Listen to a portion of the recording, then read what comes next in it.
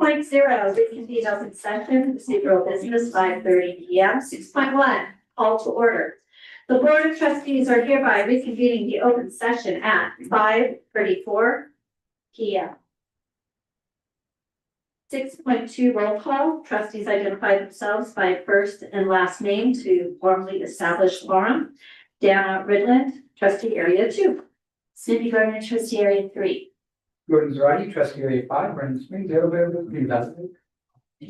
So with 3 of us, we do have a quorum. Dr. Mellinger was with us earlier and has had to leave. And we do have with 3, we have an established quorum.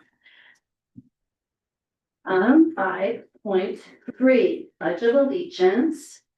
How about Mr. Keeney to be able to lead us forward? Come on, Larry boy. All right, attention, pledge. Oh, right hand over your heart. Thank you. And pledge. I pledge allegiance to the flag of the United States of America, to which stands one nation under God, indivisible, with liberty and justice for all.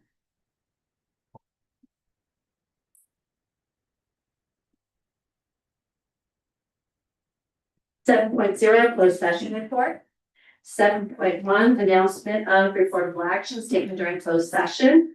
The board took action and unanimously approved the stipulated expulsion for case number 07-24/25, 08-24/25, and 09-24/25. 8.0, public testimony. 8.1, public comment period for items listed on this agenda and non-agenda items within the subject matter jurisdiction of the governing board.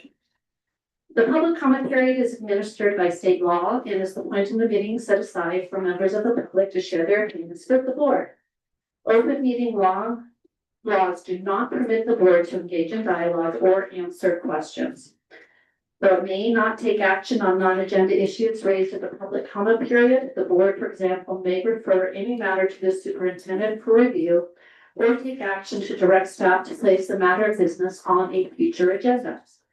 Protocols for speakers. Any person who wishes to address the governing board on agenda and non-agenda items within the subject matter of their jurisdiction must complete a speaker's form and submit it to the executive secretary to the superintendent before the meeting is called to order. Individual speakers are allowed 3 minutes to address the board on each agenda item. The board limits the total time for public input on each item to 20 minutes. Speakers who have complaints against board members or staff are encouraged to seek resolution to those complaints by using the Rim of the World Unified School District written complaint procedure rather than orally addressing them at a meeting. The board will not respond to such complaints until the applicable complaint procedures, EP/AR 1312.1, has been followed and has reached the board level.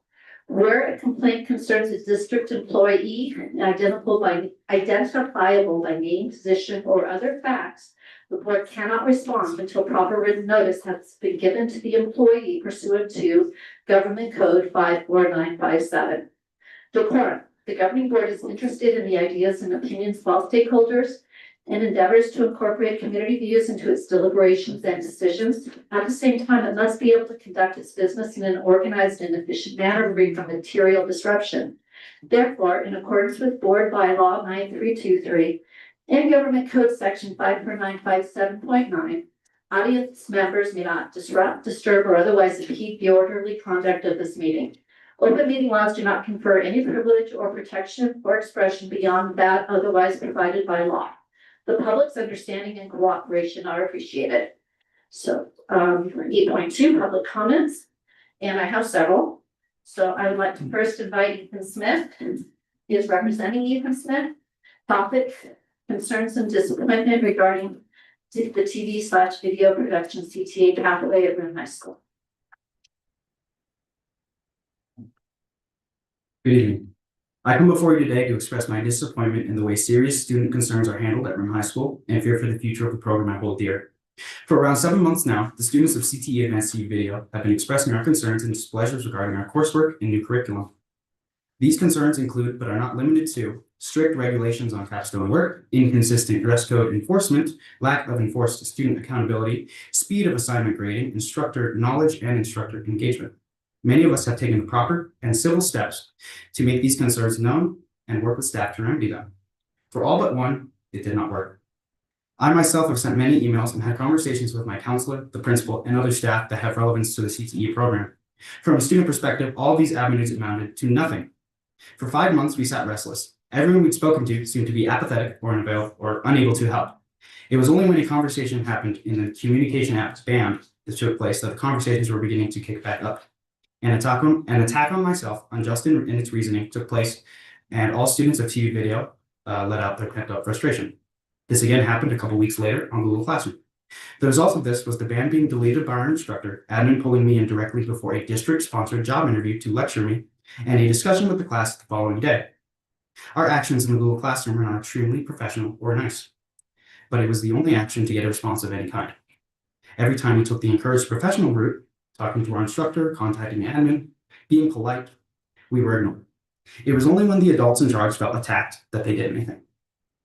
And even then, we were told to suck it up because in the real world, not everything is so kind.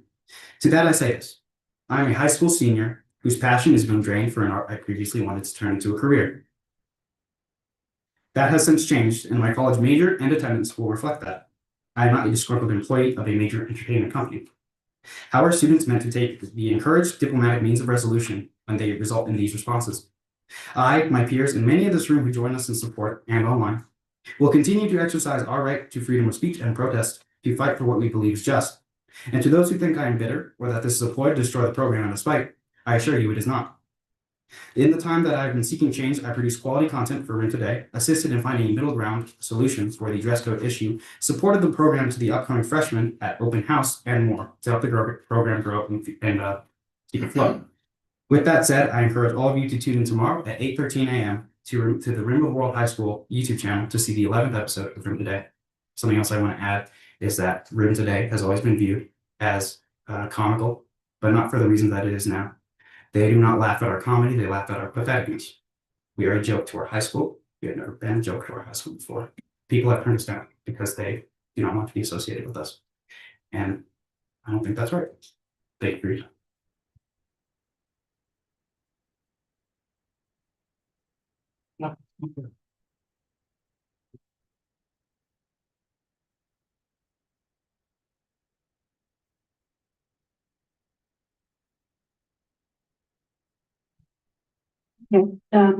Based on the last public comment, I'd like to defer that situation to our school, Grim High administration to deal with them and the superintendent. So let me go ahead with the next speaker. Soto, representing Soto. I hope I'm pronouncing your name correctly. Amorous. What's that? Amorous. Amorous. Okay, thank you. And concerns about CTE TV video. Okay, sorry, I want to start this by saying I'm super nervous, so sorry about that. Oh my god. Okay, hi board members. Oh my god, I'm already crying. My name is Amorous, and I'm a student in the Room Today TV video class, and I want to say before I start that I can't even begin to understand how hard your job is, and I won't pretend I do. But I know how it feels from my position, so I'm going to share that with you. I went into my senior year very excited to be part of this advanced CTE class, and I was ready to accept a new teacher and give him the understanding I thought he deserved. I even convinced some of my classmates to stay in the class and give it a chance because I thought it was the right thing to do. Sadly, I was wrong. He constantly gets on us about turning in assignments when halfway into the semester, only 6 things are in my grade book. 6 things out of the 18 plus assignments I've completed, as well as doing the daily bulletin and Room Today, which have never even been graded at all. I've talked to students in the beginning class and I've asked them what they're doing and they can't even tell me. They were given a very large assignment without even being told when the due date was. Whenever we have a question about something AV related, our teacher tells us to ask our AV president or another returning advanced student for help. His teacher knows so little about his position that some of the students have even messaged the previous teacher for advice. Somebody who isn't even here anymore has helped us more than the current staff. Another issue is admin lying to us. We've been told that nobody else wanted the position and it was never even flown externally. It was only made known as an internal position. There's a staff member down at the middle school who was willing to come up to the high school as a part-time if it meant he got to improve the class. The previous teacher and another CTE staff wrote letters and emails trying to get the qualified educator the position, a qualified person in film and CTE, but they were ignored. 2 of your staff were pushed aside when all they were trying to do was better the class. I've never seen a CTE class at such a low, from having an unqualified teacher to admin lying to us. I'm coming to you as a last resort. I've talked to every admin I can, but like the 2 other staff, my attempts as well as my classmates' attempts were not taken seriously. I wouldn't be talking to you if I didn't think this was a serious issue.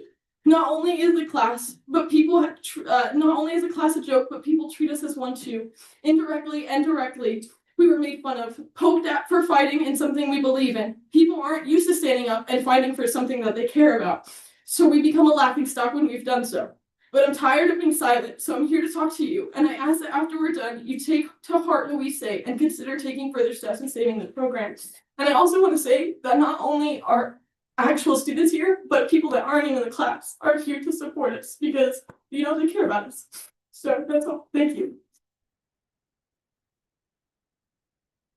Thank you.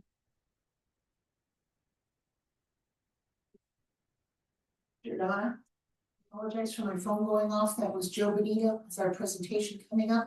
There was a car accident right in front of her. She's okay, her car's okay, but she's dealing with that and we'll be here in about 20 minutes or so.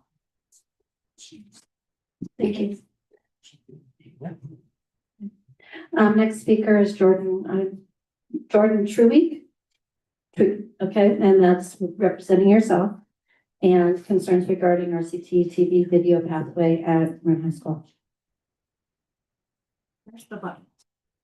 Make sure it's red on top, so just, there you go, now you're ready. Wait, not, do it again, there. Thank you. Good evening, board members. My name is Jordan, and I am also a first-year advanced student. I want to say I have never seen a class fall apart so quickly. The quality of work steadily declined after our previous teacher resigned. Our current teacher gives us little to no feedback on how to improve our skits. Things like camera work and basic film production are completely unknown to the teacher. Some notes are good. All personality and emotion in our bulletin has been heavily discouraged, even going as far as regulating our dress code, regulating our speech, and regulating our overall imagery. As a first-year advanced, I personally have lost all desire for this program. We are not taken seriously by the student body or the administration. Nobody watches the content we work so hard to produce every day. People actually turn down offers to appear in episodes we produce because they do not want to be affiliated with our program. It's sad to see it fall apart the way it did, and I wish it didn't have to come to this. And I wish so badly that we had been taken seriously before I had to stand in front of you today. I hope you take what we say into consideration, and thank you for your time.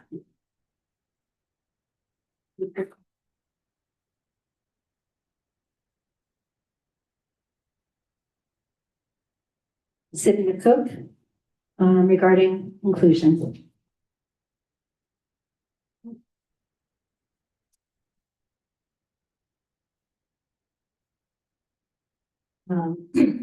Before I begin, I just want to say that I love seeing students here advocating for themselves. So good job. I'm also nervous and I'm 33, so you're all good. Okay.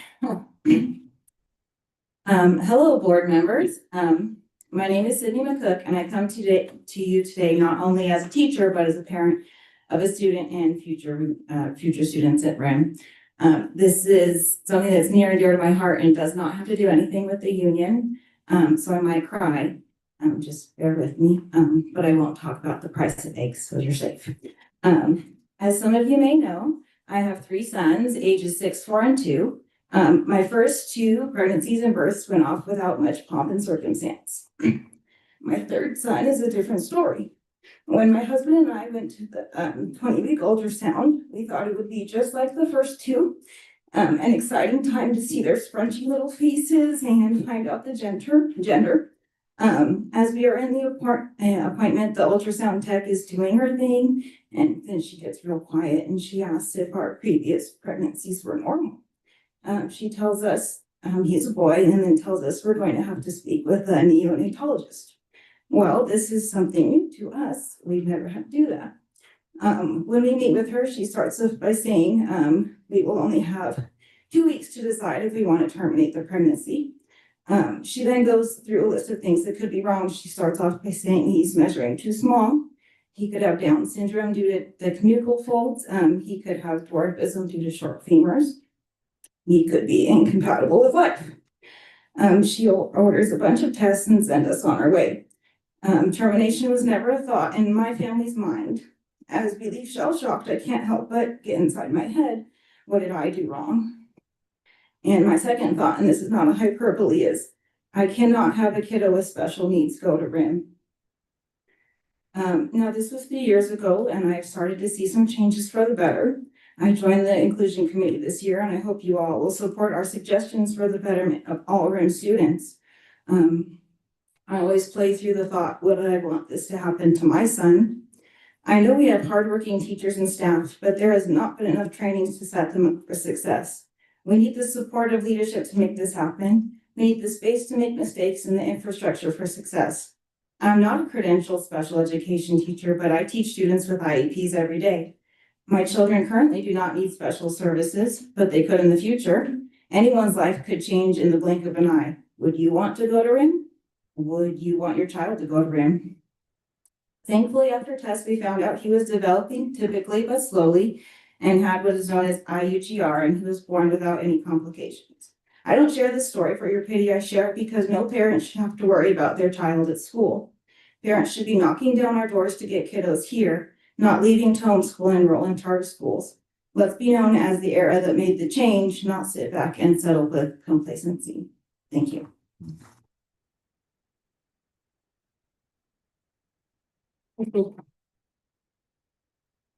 Eight point three, Run Teachers Association, RTA, Representative California, actually, and we go with RTA.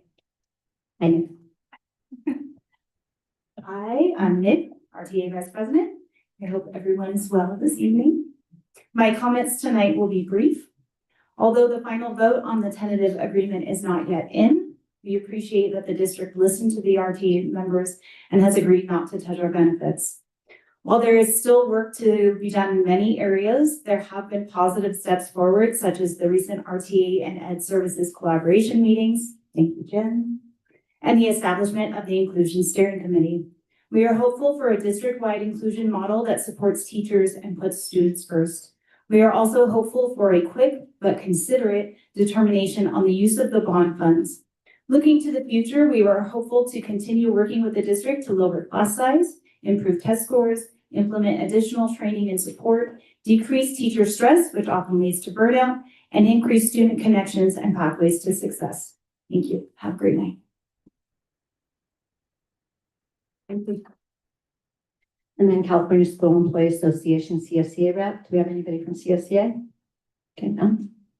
And moving ahead to 9.0, reports and presentations. 9.1, Business Services, Room of the World Educational Foundation, presentation of checks. Joe, Benita, on our way, we already approved the agenda as it is, so just be inclined to just go ahead and move forward with this presentation of checks. So actually, if I can call RTA, that would be great. I'm sorry. Yeah.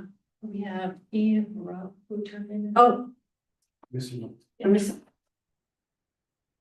Oh, I went right through it. I'm so sorry. I'm very sorry, Ian. So actually, yeah, let me go ahead and head on back. Very, very sorry. That was my mistake. So Ian Grove, representing Ian Grove, it was right in here. Concern for TV, video, CT, about the path it's pursuing. Hello, Board. I'm here today to represent the beginning TV video class. My fellow students have taught me more than my teacher has, and that should not be the case. There are many points that have been stated about the efforts that have gone just unjust. And the beginning class has had similar experiences, such as picking on students, as well as starting projects as used as filler when we have more important projects to pursue.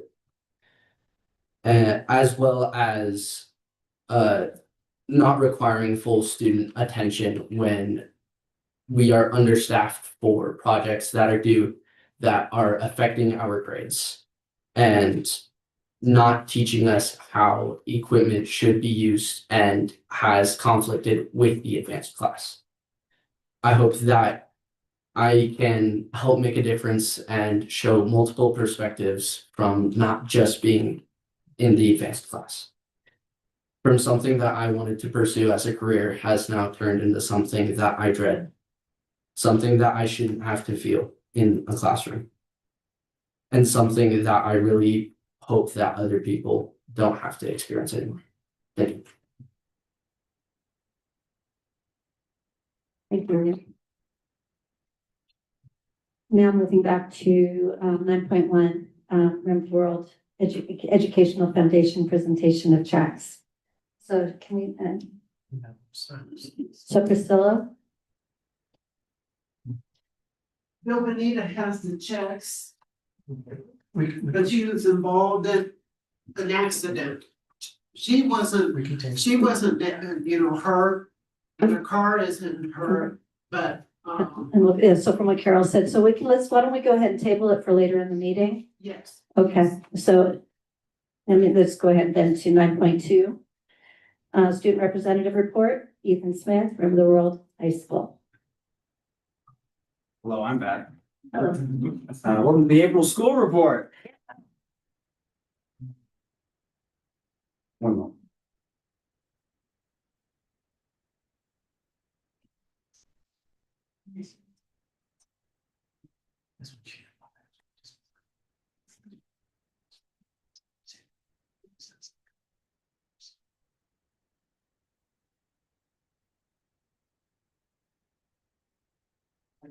All right.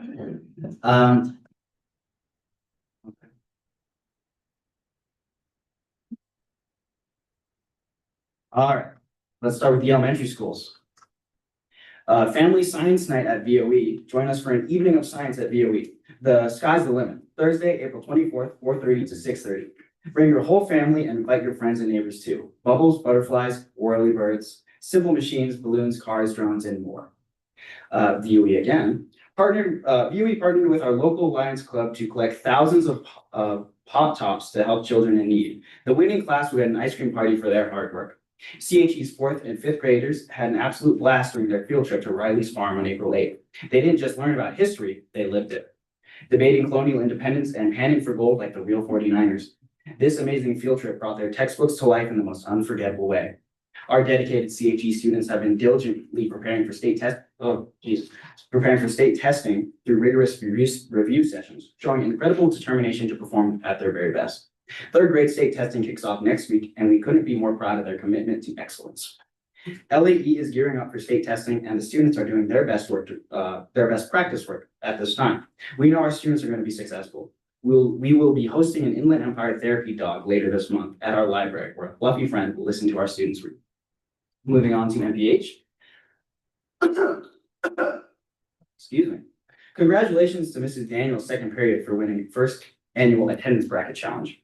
Our math, special education, and English departments are continuing their collaboration with our consultant from Solution Tree to strengthen instruction and support student learning for all. I'm gonna drink some water. I apologize. On Monday, April 21st, from 5 to 6 p.m., MPH will be hosting our Steps for Success in EL workshop. All students and families are welcome to attend. We will have snacks, and families can enter for a chance to win a gift card for a free burger to In-N-Out. On Thursday, April 24th, we have another PTA fundraiser at Osorio's. Thank you to Osorio's for their continued support of MPH students, families, and our community. Osorio's is in Rim Forest. It's on the right side. Can't miss the big sign. MPH is prepared to begin CASP testing. Students will be testing in ELA and math from April 28th through May 2nd. Additionally, our 8th grade students will complete the science portion on May 5th and 6th. We are proud of the hard work our students and staff have put in to get ready for this important assessment window, and we appreciate your continued support as we strive for academic excellence. Moving on to Mountain High School. MHS students had an awesome time on their recent trip to Crafton Hills College in 90s themed style, exploring cool career paths like EMT, nursing, and the police academy. They had hands-on experiences that made these professions feel real and exciting. Everyone left feeling inspired and ready to think about their future careers. Congratulations to Paxton, our 6th Mountain High School graduate of the year.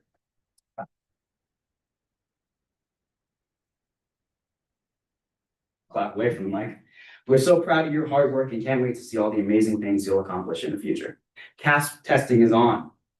MHS. Students who test shall receive a free showing to RHS's Goosebumps performance, In-N-Out, and DoorDash vouchers, and more. How exciting. Moving on to RBA. We're thrilled to announce that RBA has just aced our attendance audit with a perfect score. Yes.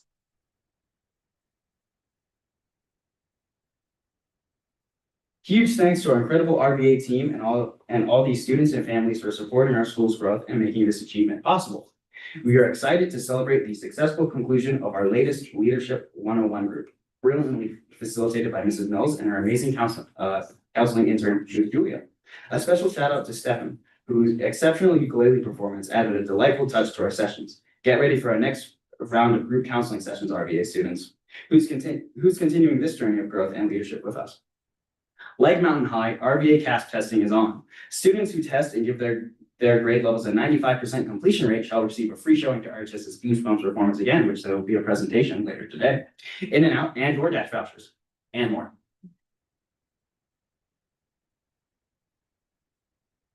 On to Rim of the World High School.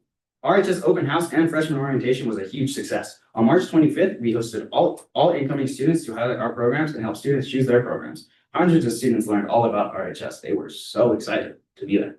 It was crazy. RHS Avid has been certified for the 2025 to 2026 school year. Thanks to the hard work of our Avid team, our status has been changed to emerging school-wide, meaning our Avid strategies are being implemented across campus. It's testing season. Juniors will be taking their CASP test this week and next, and AP exams are right around the corner. Good luck to all of our students as they take on these important assessments. Our spring play, Goosebumps, Phantom of the Auditorium, kicks off next week. Shows are April 24th and 25th, as well as May 2nd and 3rd. Don't miss out on this wonderful musical. Our VAPA department has been busy. We have students who have entered and been recognized all over, including the Young Artist Gallery, 4 honorable mentions, 1 first place, California Streaming, I'm sorry, Avery. Avery Weber was one of only 8 winners in all of California. Avery is actually here today.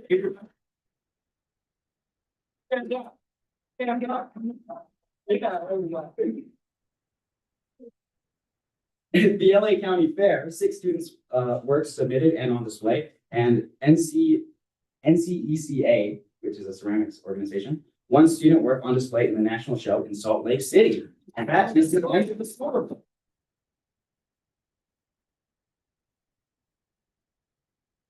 Is there somebody there who did the? Is it Jordan? Yes. Oh. Jordan. Jordan Trey actually did that. I did not know this. That is the end of the school report. Fantastic. That's so impressive. Yeah, good job. I'm going, all right, with the other board members, I'd like to cycle back to 9.1 business services. Jordan, you good with that? Okay, Remember the World Education Foundation presentation of checks. So happy to see you. I don't see Joe Benita. Oh, there you are. I saw you walk in. So very happy to see you behind Priscilla. Absolutely. Come on up.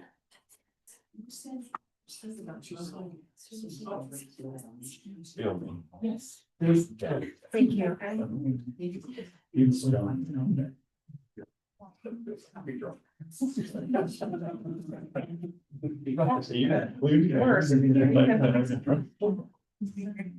I'm trying to turn off my phone. Yes.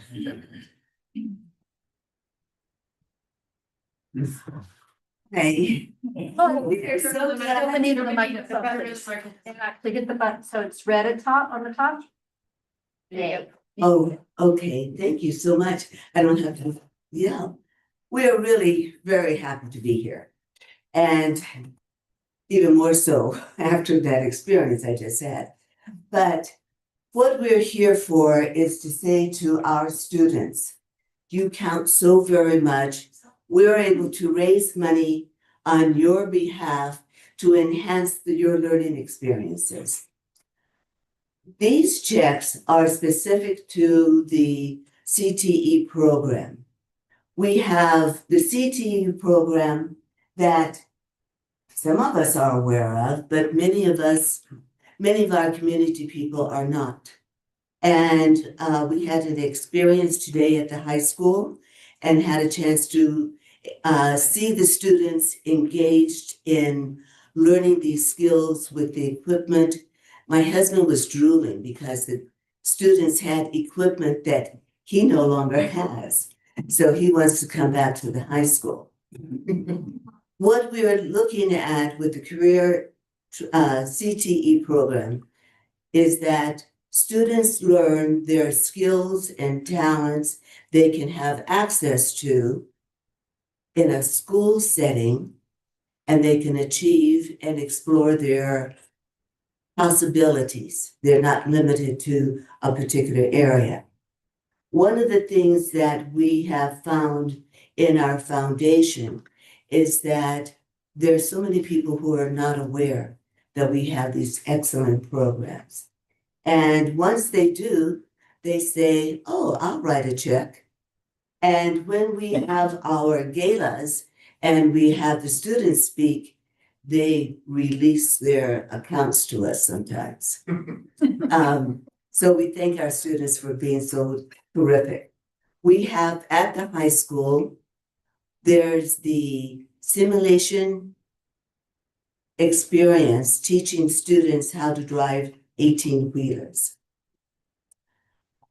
I have shared that information. Our board members have shared that information. And there are people who really can't believe that's a class students could have. And as we talked about today in our experience, we had two people from come from Burtech, the trash company. And there were two men, they were walking through our CTE programs. They saw the stimulators, they saw the students really bumping up and down in their seats and saw the deer dash across the screen. And they're learning the skills. When they finish, they will be able to apply for a job when they graduate. The bottom line of that was the men who were there to experience this from Burtech almost were whining. Could we try it? And they did. They got on there and they wound up needing to be prodded out of the seat. And it was such an outstanding experience that we get support from Burtech annually. And I think this year we've gotten $15,000 from Burtech. So be nice to your trash people. We also have in the funds for the high school, that money is going toward the software, the purchase of the new software. And that software is, thanks. The software is to keep the students current. So as they're learning, they're going to learn with the most current resources available to them. And the teacher can do a variety of things as the students increase in their ability levels. So we were informed that the software needed to be updated, purchased. So we have $11,100 to cover the expense for the software.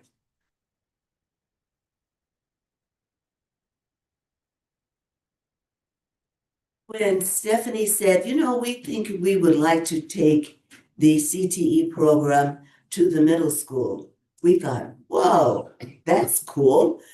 What would you have? What would you do? What are the plans? And in the natural Stephanie, Mrs. Phillips format, she had about 45,000 different ideas of what could be done. And so consequently, we now have CTE at our middle school at MPH. And one of the programs is the RIM reporters. that is at the high school and is now it's at MPH as well. And the teacher informed us that they needed some resources to ensure that the students' learning is also current. And we're awarding $5,000 to the CTE program. And just as another note, we had one of the students from the MPH RIM Reporters program as a reporter at our last fundraising, which was Bowling for Education, which some people weren't able to make it. Just saying, and we had a blast. Everyone was enjoying it. The young woman who was a student, she is a student at MPH, and she, to get her name correct, she worked with two of our board members who are reporters, the editor for the Alpine Mountaineer, Mary Justine. So she had a chance to see what an editor does at firsthand. And her name is Tiana Smith. And she also worked with Dave Vicky, who's a writer for the Mountain News. So she had a chance to interface with professionals as part of her experience. And I shared with her, use that as a community service for when you apply to college, when you're ready to graduate. So we're just sort of plotting the seeds out. These programs are really uniquely special in the sense that by having the students introduced to career training programs in the middle school, they're revved and ready when they get into RIM I. And there are students who I don't even remember their names, but I've encountered in Stater Brothers and Rite Aid and different places who have said, I really learned where I could put myself and I could feel successful because I learned it in school. So congratulations is to be extended to our educators and support people in our school district. Additional thing I would like to share with you is that our foundation partners with what's called the RIMS, RIMS, Avid Scholarship Program. And that's been initiated by the retired county superintendent.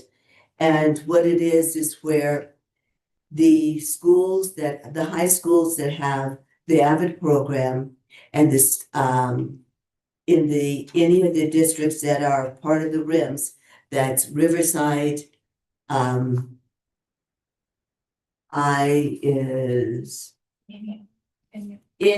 that's right, exactly. Riverside, Inyo, Macklin? I thought it was Monarch too. Mono County and San Bernardino, I can get that one. In that program, they have avid teachers who read through the scholarships and a student can be awarded a scholarship. There's a partnership that we have with our RIMAD Foundation. This organization has an advocate, is Dr. Reed Montgomery, who is a former superintendent here. He matches what we donate. And that's $750 from him, $750 from our RIM school district, RIM Foundation.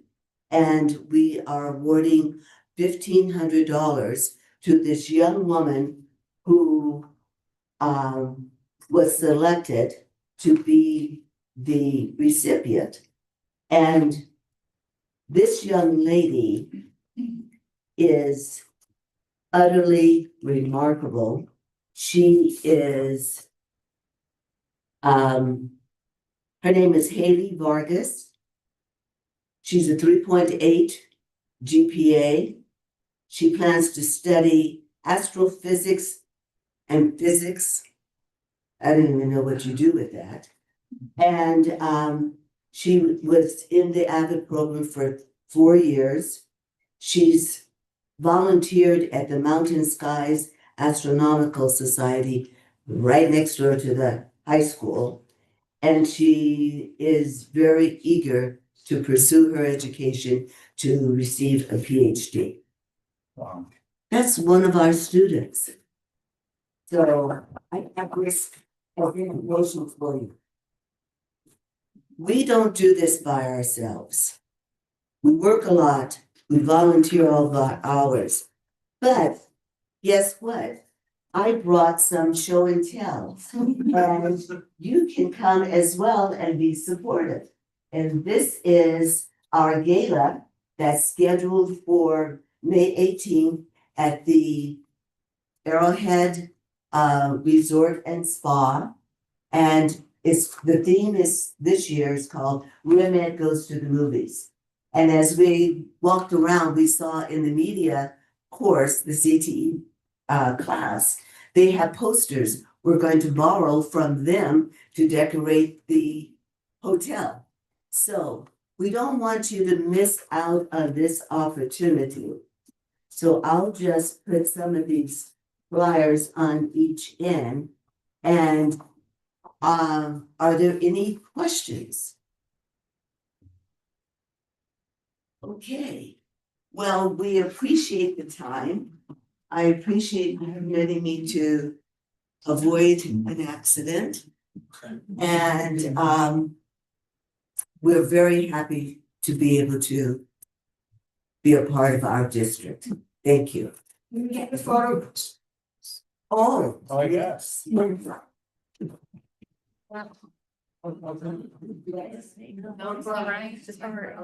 your role. I don't get paid enough. Come on, okay. Come on, Keeney. You guys are part of it. Come on, okay. It's all right. Come on, okay. Get everyone else there, okay. one of the students should take the photograph because you showed him.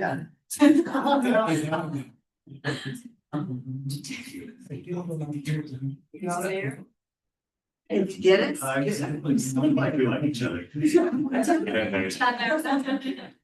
I missed the phone.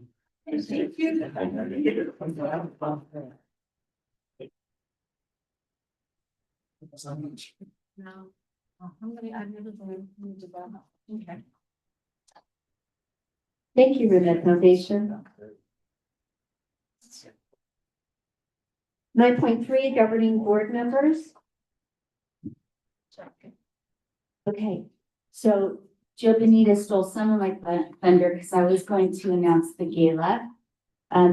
They sent us an invitation because I'm sure that movie character, Tony Gardner, will just be all over that, you know, with all of his inappropriate makeups. Okay, so I did attend the Bowling for Education. It was really cute. The whole theme was cowboys, cowboy and cowgirls. Let's not, you know, forget cowgirls because that was cute. And no, I did not bowl. I'm a super cruddy bowler and I don't wish myself on anybody. So it was really fun to watch. Really, really cute. It was packed and just people were having so much fun. So really great.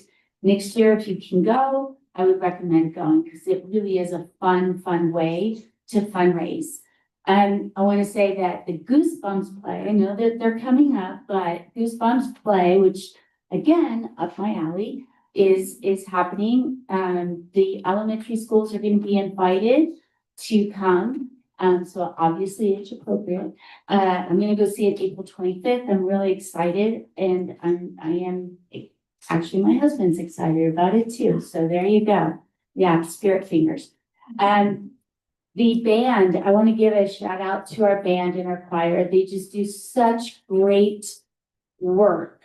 And all that work pays off in being recognized with what is like first and second places in competitions against very, very large bands and choirs, and they are amazing. They may be small, but they are so mighty. So I want to tell you that Sunday, April 27th, 12:30 p.m. is going to be a fundraising concert.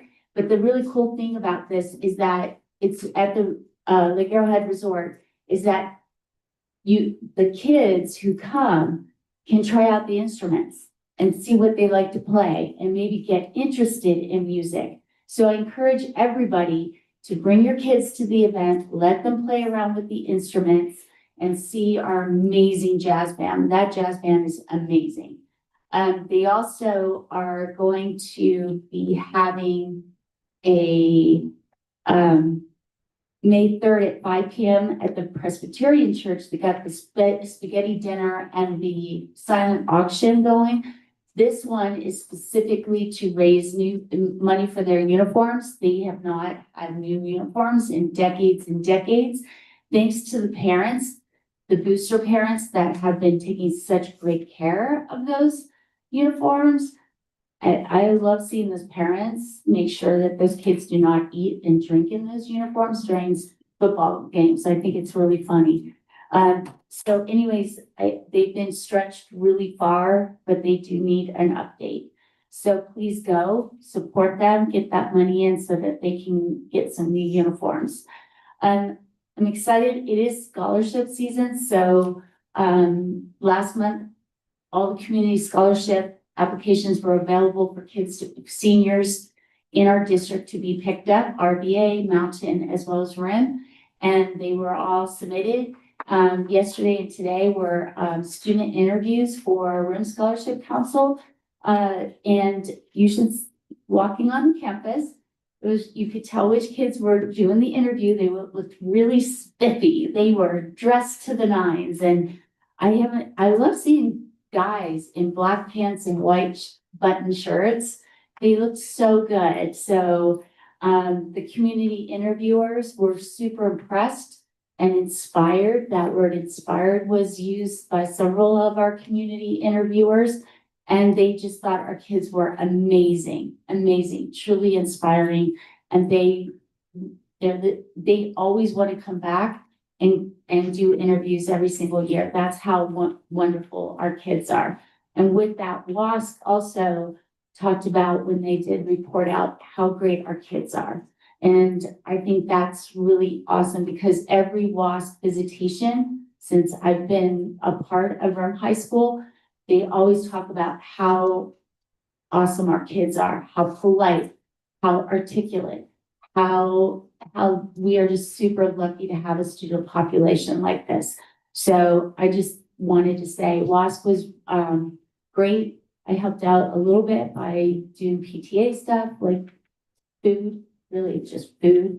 And then we did the baked potato bar for the staff luncheon to say, yahoo, we finished, let's party on, Garth. And so the readout was really great. I don't want to steal the thunder from the report out, but it was, they took the WASC recommendations that the high school identified themselves and just added one, A through G completion, and which is really great. They didn't add on additional areas of growth, and they were very complimentary at the school. So that was great to hear. Today when I was setting up a little continental breakfast for our community interviewers for scholarships, afterwards, Lisa Mills, our college and career counselor, were working with students. And I'm like, oh, are they doing FAFSA? And she goes, no, they're doing college applications. So I went over to one kid and he's doing his college application for Crafton. And I said, well, what are you going to do? And he goes, I want to be a firefighter. And I said, really?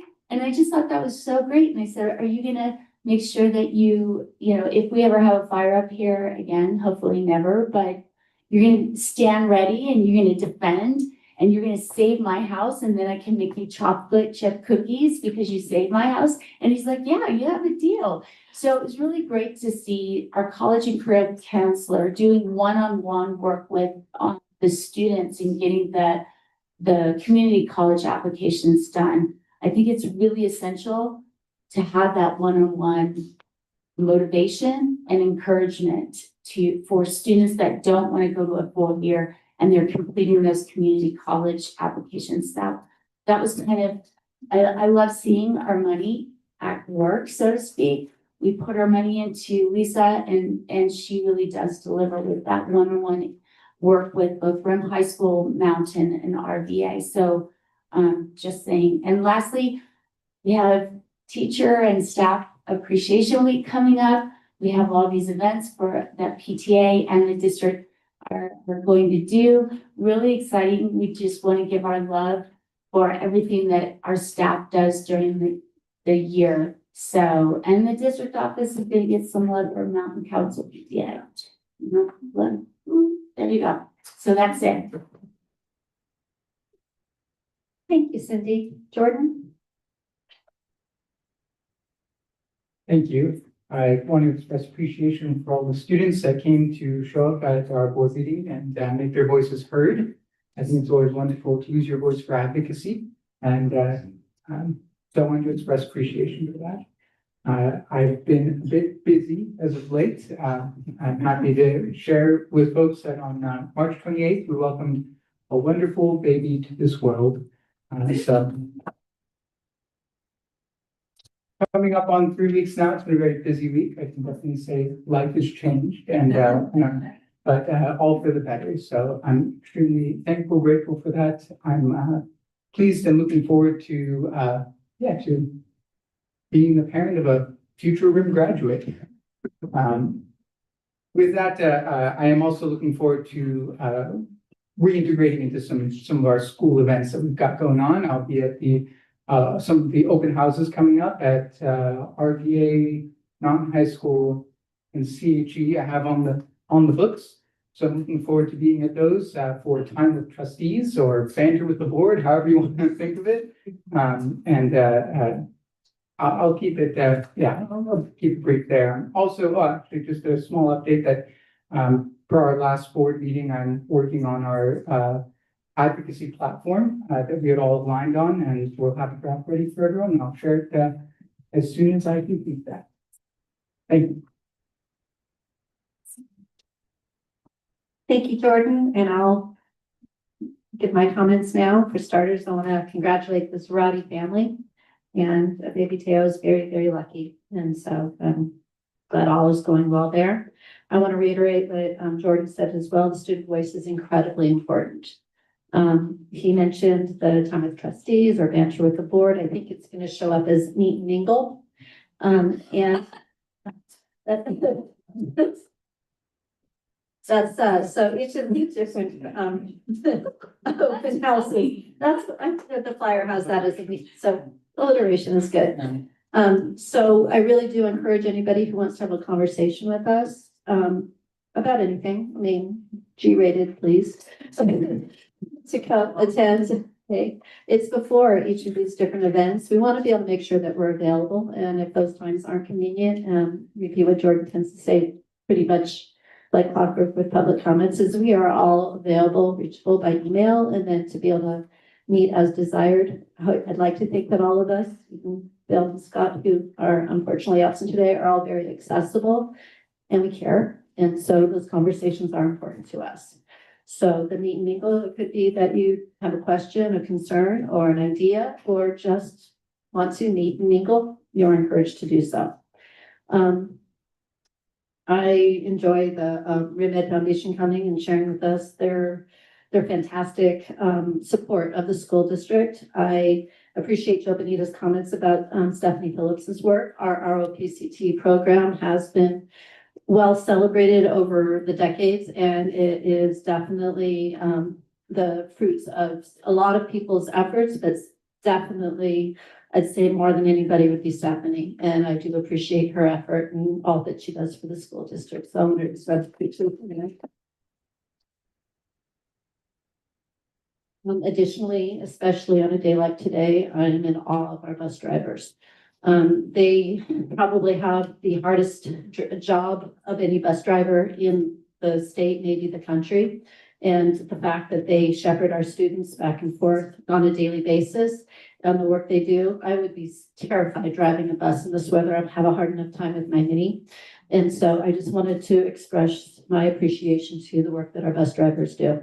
And please note that me expressing this appreciation to these phenomenal individuals does not take away from anybody else's effort, but I did want to give them a shout out today. They have been doing wonderful work and oftentimes in the worst conditions. So thank you. Also want to express appreciation to our negotiation teams. It's a hard job. It's not fun to go in and do negotiations. It's hard work. There's a lot of learning that has to happen, a lot of productive, hopefully constructive communication. And it's in some ways, I would say, kind of a thankless job. And the work they've been doing has been phenomenal, and I appreciate it. And let me see if I have anything else here. Not right now. I was going to talk about the fundraising for band, and that's incredibly important. And I appreciate that Cindy did a beautiful job of putting it together. Oh, there was one other thing I was going to mention. Reiterating what something that Cindy has said is last night at Med Foundation's board meeting, one of the members who had participated in the scholarship interviews was just talking about just how amazing an experience it was out there. So anybody present, anybody who is maybe YouTubing it or, looking at us online, if they do want to get in and help with students and volunteer, it's one of the most amazing experiences they can have. Our students are wonderful and they show well and they do great things. Our staff is too, but the opportunity to do those interviews with those students, I know time and time again, I hear from the volunteers who do it, just how incredibly impressed they are. And it makes me proud, but it also speaks to our students, our staff, our community, that we do have such amazing individuals that are connected to our district.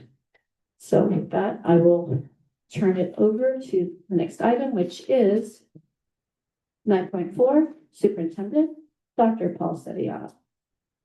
Thank you. Just a couple of quick things. One is the importance of student voice. Tonight was really a prime example of that. Our student voice empowers our students express their ideas, values, and perspectives, and allows students to contribute to making learning experiences more memorable. It also involves students having a say in decisions that impact their learning and the learning environment. On March 27th, I participated in an activity with the LCAP, Student Focus Group and Social Justice Committee, coordinated by our own Ms. Whiteside. Present for that meeting were representatives of students who represented kind of our the entire district makeup, and it was the demographic makeup of our district. We also had our student board rep, Ethan Smith, was there. CT coordinator, Ms. Phillips, Principal Williamsey, Assistant Principal, Ms. Roque, Director, Ms. Whiteside, and Board Trustee, Mr. Kraft, and Board President Goodwin. The purpose of that committee was twofold. One is to get feedback on the LCAP and what are the priorities of our LCAP, as that will drive what we do as a district in terms of student learning and engagement of our community. Yes, students were allowed to use their cell phones to answer questions electronically, of course, with the permission of Principal Williamsey. Next, I had an opportunity to facilitate a discussion about the progress. We had a social justice committee that came up with 14 recommendations, and the students got to share and discuss which one of these were the most important to continue our work on. And I must say that proved to be the most engaging discussion that we've had in a long time with students and faculty. And what they talked about was why some of these recommendations came forward in this committee were important. They talked about the importance of, their coursework as English learners. They talked about, having fair elections in ASB, the things that were really important to students, and a chance for adults to listen and have that discussion. Students also shared their ideas on a lot of other topics, but what impressed me most was the high level of ability to communicate in that meeting with each other and with adults. And that came out loud and clear. Student voice, really impacts what we do in education, and we need to continue to encourage that in our schools. Unfortunately, we ran out of time in that meeting, so we ended up rescheduling. I look forward to our second meeting, which will be on May 1st. I get that right? Okay. lot of meetings. And, but we believe this is going to be a really important meeting for shepherding that student voice and making adjustments in what we do to improve the learning experience of students. So thank you for allowing me that time to share that. Thank you. 9.5 Educational Services, Rim of the World School Drama Troupe 145 will present information on their experiences and successes while participating in the 2025 California State Thespian Festival and will highlight their upcoming musical performance.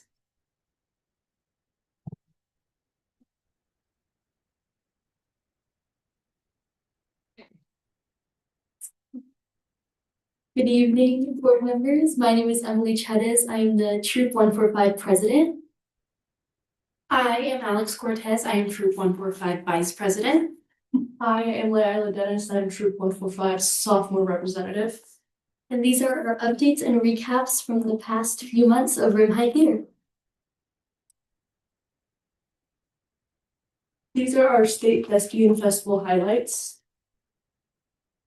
The night we all got there, we went to dinner together and talked about the days ahead and planned things. Where'd you guys see that? Where was that? Huh? Where is that? We went to the restaurant called BJ's. Okay. I love that place. What city or what, do you know where you guys were? I know, yeah, that's a really good area. Ontario. Okay. So on day one of festival, we had 3 students who auditioned for an activity called Playworks. And Playworks is essentially productions that haven't been published yet, and students are able to give a voice to characters in those productions, and they're able to showcase this work. Meanwhile, 2 other students did an activity called Room Chairs, where they were able to sit while pieces were being judged, and they were able to time those pieces, and they earned 10 hours of community service.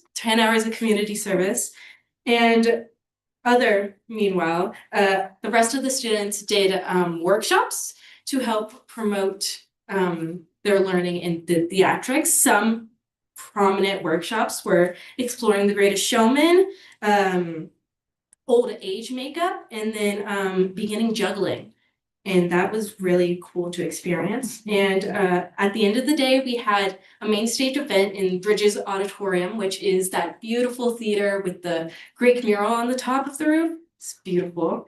And during that, we saw some of the judges' choices for scenes that were judged earlier in the day. And we had a guest speaker talk about his theatrical career and gave advice to the next generation. And it was really cool to experience.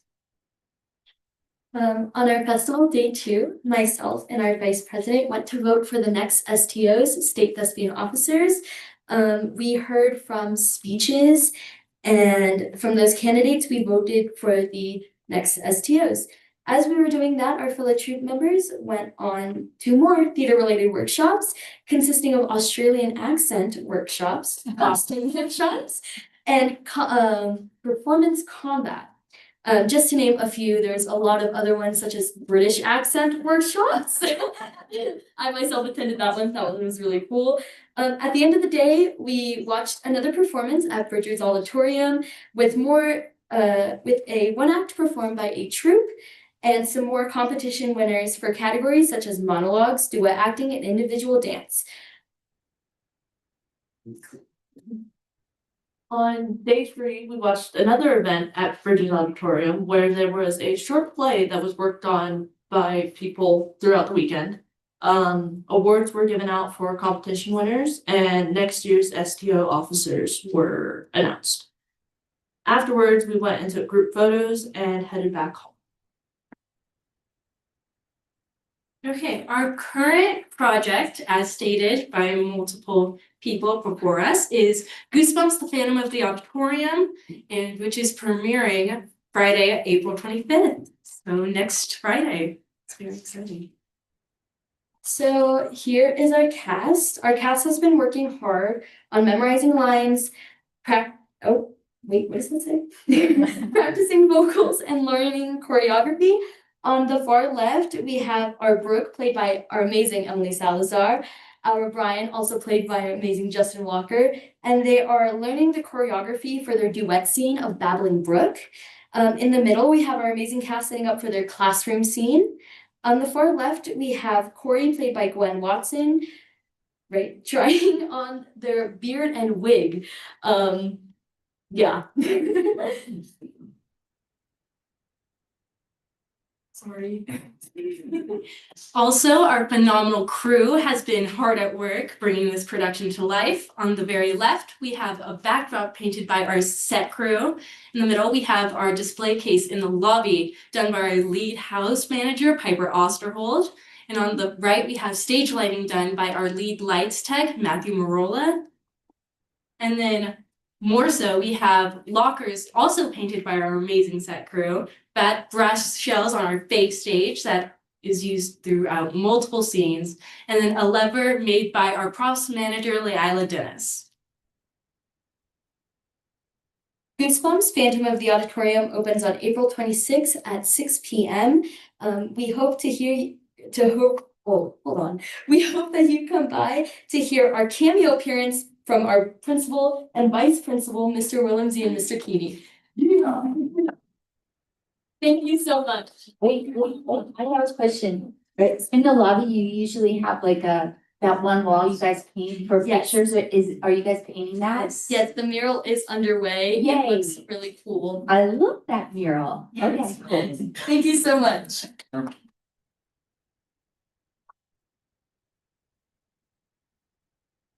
Oh,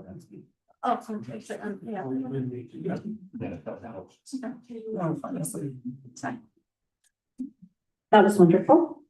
Let me see here, 9.6. Educational Services, presentation of the Room of the World High School, Western Association of School and Colleges, we call it WASC, Rita. Hello, Mr. Willemsey. No, sorry. Right, thank you very much for having me tonight. I wanted to take this opportunity to kind of share how our WASC visit went. We had our full self study this year and our WASC visit on March 16th through 19th. And we wanted to share with you the progress and then also how we're responding to it as a school.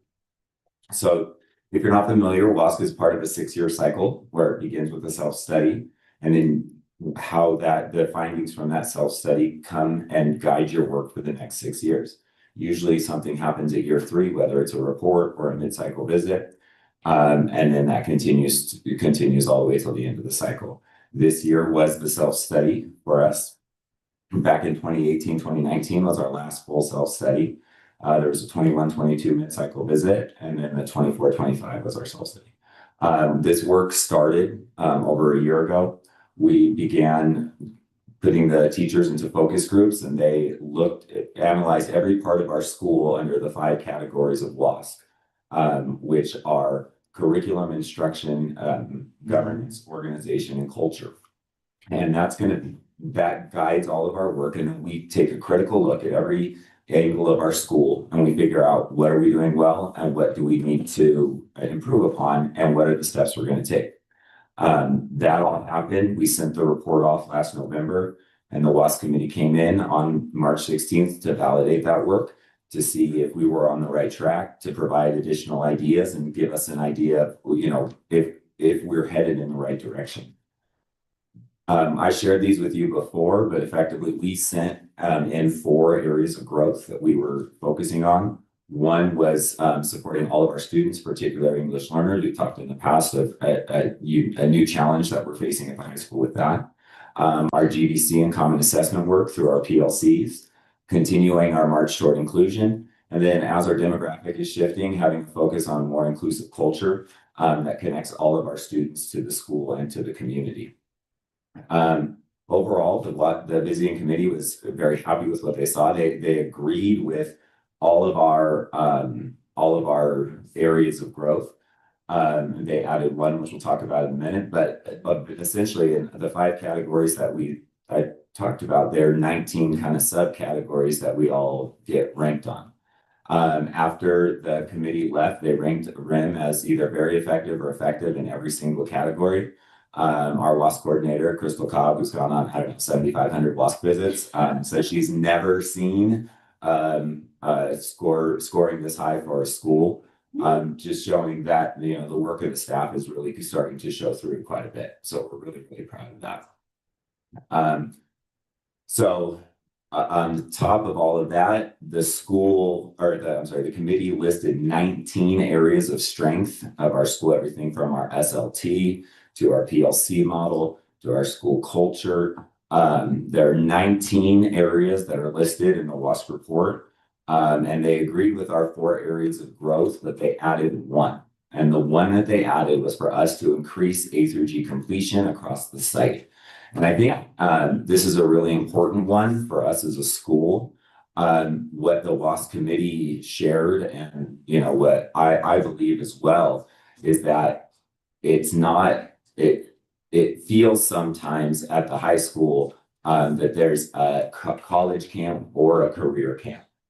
Right? It feels like you're either in the camp of kids should take CPE who needs all the extra math and science, or kids don't need all the extra math and science who need CTE.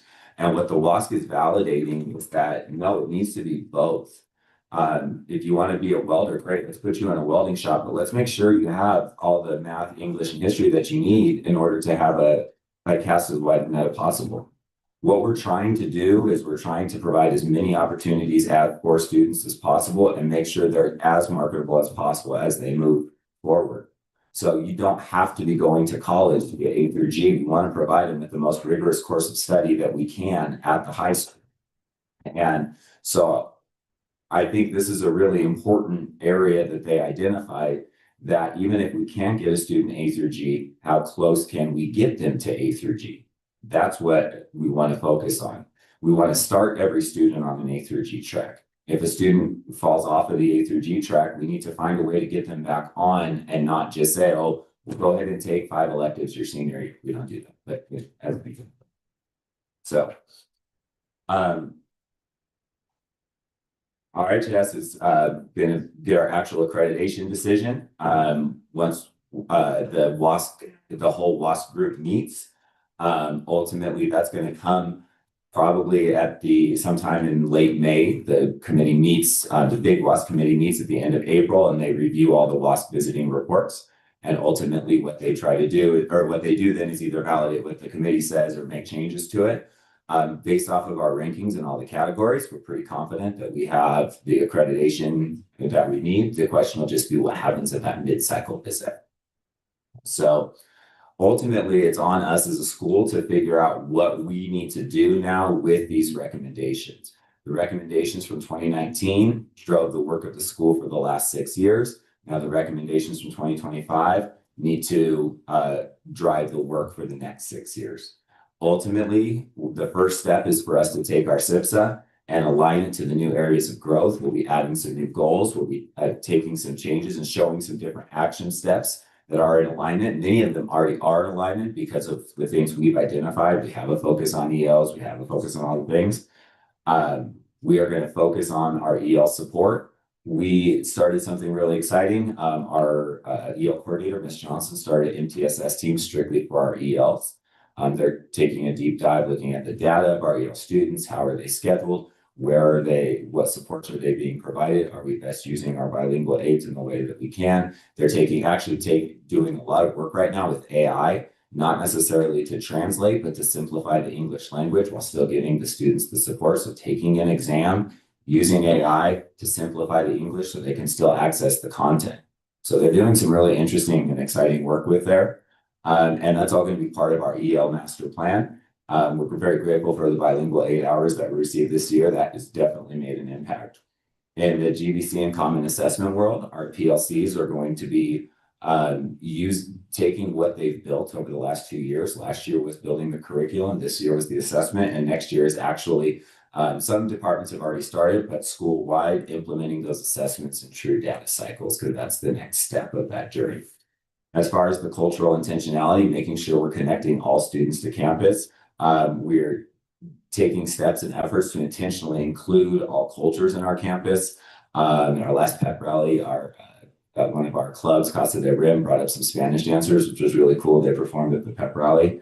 We're doing link crews. Last year, we started Day of Understanding. We continued it this year. That was a very, very, very powerful program for our sophomores. As far as the inclusion is concerned, the implementation of 11th grade is next year. We did 9th grade last year. We're kind of that group of students, as that group of students moves along high school, our inclusion group is growing. So we go into 11th grade last year or next year. We had staff PD. And then one thing that we did very intentionally this year was enhanced articulation alignment with NPH. The students coming in from NPH already have their case carriers, they already have their needs, and we're building that master schedule in alignment with that, which is a really neat thing. As far as A through G, our counseling team has worked really hard to develop some scheduling guidelines. So it's not just based on, it's done consistently across all the counselors with a focus on starting students on an A through G track, as well as getting them a plan for if they fall off the A through G track. What do we do? You know, one key change is we're saying, okay, if you got 2 Ds and your IM1, because IM1 is one that pushes kids off the A through G track, we either give you summer school options or we reschedule an IM1 for next year, because our team, our SLT team, ran data, and for all the students with a DD, the D first semester, D second semester, they only 2 passed IM2. So that showed what we were doing wasn't working. And so now by giving them an additional opportunity and exposure to the IM1 curriculum, we can keep more kids on that A through G track. So it's things like that we're trying to be very strategic about. We have prerequisites for any student who wants to have a period off or TA. They must be A through G compliant, or they're not getting the TA or the period off, right? Just things like that where we're focusing on college and career so that students are leaving with exposure in both areas. They've taken some of our fabulous CTE programs, which Ms. Bowles will talk about in a minute, you know, and they received a rigorous course of study in the core academic classes. It can be both, and it needs to be both for our students. And the WASC committee validated that. So ultimately, this is going to be what's going to drive the school for the next 3 years. These are our SIPSA goals. These are our new WASC goals that align. You'll see that they pretty well aligned with each other. And this is going to be everything that drives the work of the high school for the next 6 years. And that is our WASC report. Any questions? Not question, just one comment. There was one thing that was at the readout that was heavily complimentary that you didn't mention, is they repeatedly talked about the strength of the leadership out on site. And so I don't know why you didn't mention that, but I just wanted to, it was wonderful to hear. And it wasn't just said as a throwaway comment, it was repeatedly mentioned and they were highly impressed. And I think that it's definitely worth mentioning, and thank you. Thank you. It's you know, as much as I like to take credit for that, I mean, we have a really good team. There's, you know, leadership at the high school comes in a lot of different people, and we're, you know, really happy with that. Absolutely. And I think Crystal is a part. I mean, it's not just an restriction, the leadership across the board. Absolutely. But it is a whole team, and it can't be a single individual, and they were impressed, and I'm appreciative. Thank you. I also want to say kudos to making sure that almost every course is A through G approved. That's a lot of work to get that approved through the UC portal. So it's easier to get A through G completion rate done. And like the WASC committee said in the readout relating to A through G, it's not about college. You're going to college and that's why you're completing A through G. But completing all those courses has rigor in them. And therefore that rigor, that the things you learn in those courses can be taken with you, whether you go directly into the workforce, you go into the military, you're probably going to do better on the ASVAB. Then that way it sets you up for greater success in the military. And then of course, you know, having the choice. And I'm always a firm believer that the school should not get in the way. We should not be making that choice for the student. We should give every single opportunity to make sure that they are making the choice in fall of senior year of what they want to do. Workforce, military, trade, 2-year college, or 4-year. And if we have not done the best job possible in giving them every option on the table their senior year, then we failed that kid. And so it's really a big thing for me. I think it's me personally because college changed my family's life. It changed my life. I was first generation, and I can see how it can positively impact not only your own life, but the rest of your family's life. And so I'm just such a big proponent. And it's not because I think every kid should go to college, because there are kids like my husband who just has a different path. But we should be making sure that they have the choice, that we didn't undermine or sabotage or didn't give them the support they needed to make their own choice. So I'm really appreciative that, I mean, it added one more area of growth, but I just really appreciate the fact that we'll be able to focus on that, and that we as a board and a district will keep these 5 areas, but now it gives us teeth to our discussions, to our support, to say, what do you need? What can we do? What else do you need for these 5 areas? And be able to make sure that we support the growth of the high school, and that the WASC mid-cycle visit sees that. So I just was appreciative. Yeah. Now I'll get off my soapbox. Was one question, actually. I wrote it down, but I think it's probably not answerable at this moment, but I'll throw it out there. You had mentioned one of the barriers for A through G completion is IM1, especially looking at lack of success both first and second semester, and second semester success is oftentimes predicated on first semester success and continually moving forward because it scaffolds. Wondering about the possibility of having somehow, maybe with RVA as an option, having those students who aren't successful first semester having the opportunity to repeat first semester, second semester, rather than continuing on with the next set of tasks when they don't have mastery with the prerequisite. So having that flexibility. Yeah, no, we're definitely looking at different structural options that can happen. Some of those are heavier lifts. I know, some schools, if they've failed the first semester, they go on to a different track of kind of doing like an ABC. So at the end of the second year, they've completed the IM1 pathway. So, that's certainly an option. Yes, looking at the options through RVA and Edgenuity is certainly an option. One thing that we did start doing with our inclusion is we have our special education students in IM1, and they go through the whole as much as the semester as possible. If not, we start to dual roster them, where we switch them to a non-A through G course where they're still in the room, but then they have the opportunity to take it and then get on an A through G track from that point. So we are looking for those options. Some of those are a little bit heavier lifts, and we're kind of trying to figure out what's the best course of action from there. Fantastic, thank you. And I just want to give props to the math department, because they did the work the last couple of years, as reported by Mr. Wongto, of going through identifying essential skills, creating the assessments around them. And this year, they're doing that assessment cycle and looking at that data in PLC. So it's exciting that we're getting into that place where all the departments are going to be in that cycle. Yeah, and 3 or 4 years ago, the alignment of the courses, not only in math, but in all the subjects in the last 3 or 4 years, is truly remarkable. And it's a place that the high school, because of the PLC structure that we have in place, it's allowed us to get to a point that the high school hasn't been ever. So that's pretty exciting. Congratulations, by the way.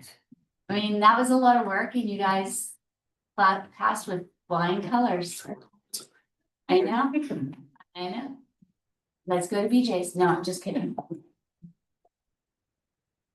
Thank you.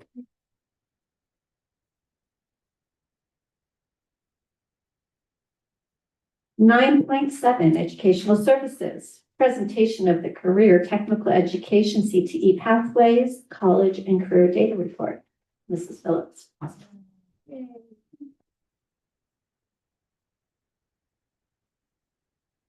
One moment. Go ahead, Mark. I'm going to check something real quick while you're setting that up. Cindy, you mentioned choices and choices for our students, which helped me remember what I was doing 6th period today. The 6th period freshman English. The teacher was out, we had a sub, and our Rotary was at our campus today doing the Choices program. So I thought I better go in there and just make sure things go well. And this was a challenging freshman class. The Rotarians do an amazing job, and I just want to make everybody aware of this, of what Rotary does for our school and our students. So they're presenting choices today and tomorrow in our freshman English classes.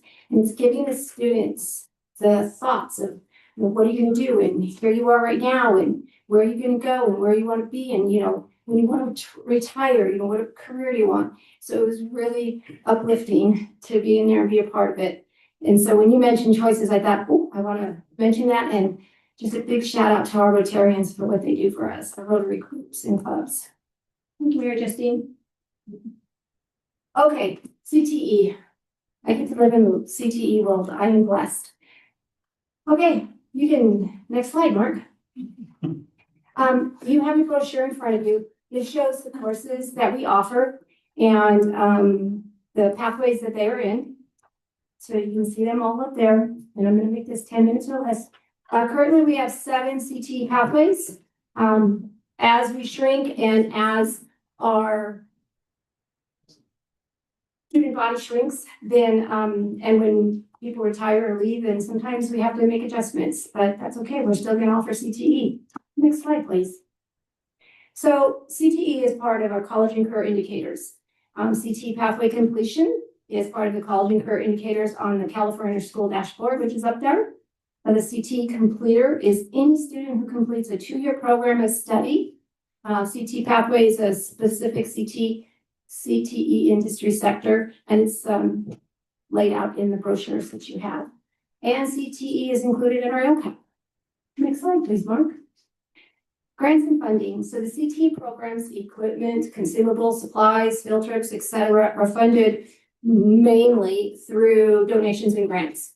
So ongoing grant writing is essential to staying relevant, rigorous, and engaging. And yearly grant writing is ongoing for the following grants. Carl Perkins. I got that email, I think it was about 2 weeks ago. We will be receiving Carl Perkins again next year, but they have not given us the allocation yet. Who knows what's going on in the government? CTIG, Career Technical Education Incentive Grant. We wrote for that. We received it. It's in the to be approved tonight. $155,589 will be coming to Rome School District for our CTE department. We did not write for K-12 because we're writing for what we need. We have to stay within our boundaries. We have to show a match. CTIG is a 2-to-1 match. CTIG is a much easier grant to, you spend it and do more stuff. K-12 is much more strict. So if we don't need anything too much, then we go with CTIG. If we need a lot or more, we go with K-12. Next slide, please. So CTE is also part of the school plan for student achievement and falls into the 6 goals. We are rigorous, relevant, and engaging learning. Come in and visit and you will see. Every student, we're preparing every student for college and or career, and in some cases, college and career. We have some really amazing high quality physical environments that our students learn and get to spend that really engaging time in. And we cherish the parent and community involvement. Next slide, please. So this is our data, along with some fun pictures that things that happen within our program. I love our picture in the top left corner. That's our 2 female students in welding. They have so much fun in there. Okay, so the first circle, this data is last year's data. It's because it's last year's data. Excuse me. We do all the work with it. This year's data will be on next year's report. So we had 90% completion rate within the CT program. We had 100% graduation rate, meaning every student who in the CT department, they did graduate. Our placement rate was 100%. Placement rate means we wait 5-6 months, it's about 7 months sometimes out, and we call the students who have graduated. Where are you? What are you doing? It's really fun to do because we're like, oh my gosh, you really do care. The second column over, course completion rates, that's by the individual courses and the completion rates. Some of them that have a lower completion rate, sometimes the completion rate gets low because the student won't stay in the course the whole time. They'll be transferred out or they leave school or something like that. Bottom enrollment by industry, those are the industries that we have the enrollment by. Then those are enrollment by grade level. Last year we had 473 students enrolled in CTE, 15 courses offered, and that 15 courses because we have beginning and advanced in the courses, and then 6 industry sectors. There's that number right there at the bottom that says 483 in the blues. That's how many students we have enrolled this year. Just talking about that. Next slide, please. Stephanie, I have a really quick question on that slide. On the 473, are those students counted once in enrollment? Because I know that some students take several courses. Last year we pulled that out, and that's those that are enrolled, so it's like total enrollment. Okay. So some might be double counted, so as individual student. Yes. Okay.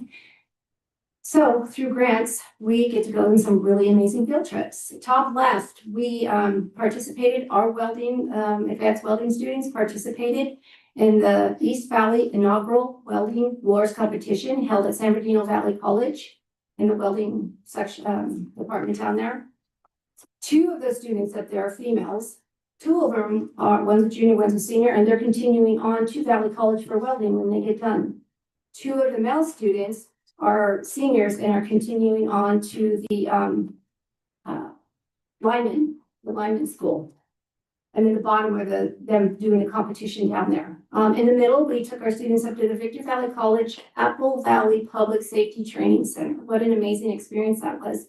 They got to experience fire, police, EMR, all that kind of stuff. The picture in the middle on the left, did you see a white screen in there with the red stripe? That's a simulator with the public service, and so the police officers and then they put the students in front of the screen, and it's a scenario. And the scenario that they did, and the students, had the gun and this and that, was an active shooter, and so the students participated, and they're like, so they had a blast. In the far right, we took our students down to the local Teamsters Career Day down in San Bernardino. They got to experience interactions and conversations with the Teamsters and the different organizations and businesses. And then back in October, we were at the Raceway in Bakersfield with our students working as our race pit crew. In November, we took a group of them to the Pomona Fairplex Raceway. And in November, we were back at Vegas in the Motor Speedway. April, we just took a group of them down to Crafton Hills College. Our fire students got that personal tour. In May, we're taking a group of our students to San Bernardino County. It's actually, I messed up, it's not county, it's San Bernardino City Fire. And then also in May, we're going to Cal State San Bernardino to the Communication and Media Department. Next slide, please. This is a fun one. So we have these pharmacy tech students. San Bernardino Valley College pharmacy tech program. They came up and we did this workshop with the students, which are the pictures in the right side. So we had them in the rooms and doing all this like hands-on experience. And then from that, we had 7 of them that applied for the program. We're down to 4. Some of the others had to, so it's 6 courses. So pharmacy tech students are finishing up their 2 lab courses at San Bernardino Valley College. So they're going on Saturdays. They're ending in May, since January to May. The program consists of 6 courses plus an externship. Students are expected to complete the courses in training by mid-December, which qualify them to apply for the state licensure. The comment at the bottom was from the students. They said, "This group has had so much fun with their amazing professor, and thank you for giving us this opportunity. We really appreciate it, and we love Mrs. Lee." That's their instructor down there. So they're doing this on Saturdays through snowstorms and everything else. Next slide. And the CT Collaborative Career Internship. We have, this is new, this is what the grants that the district applied for and we're working with. We placed 9 students in the following paid industry internships. Our Rim Graphic Design shop, and that's Keegan. That was the first one to sign, so that's why we took the picture. And Keegan, is in his fourth year in the, graphic design course at Room High School and is going on to the University of Hawaii in the fall studying graphic design. How sad for him. University of Hawaii. Yeah. I know. Weather's horrible there. Oh, and then we have we have one student at the San Bernardino Land Trust, 2 students at Rennie Springs Fire Department, 2 students at Little Bell's Coffee House and Bakery, 4 students at Sky Park, and we're waiting with Mountains Community Hospital to get back. The lady I'm working with there, she's on vacation this week, and we're hoping to place at least like maybe 4 students there. So it's been a lot of fun and very interesting and rewarding. And I think that's it. Next slide. Yeah, we love CTE. Any questions?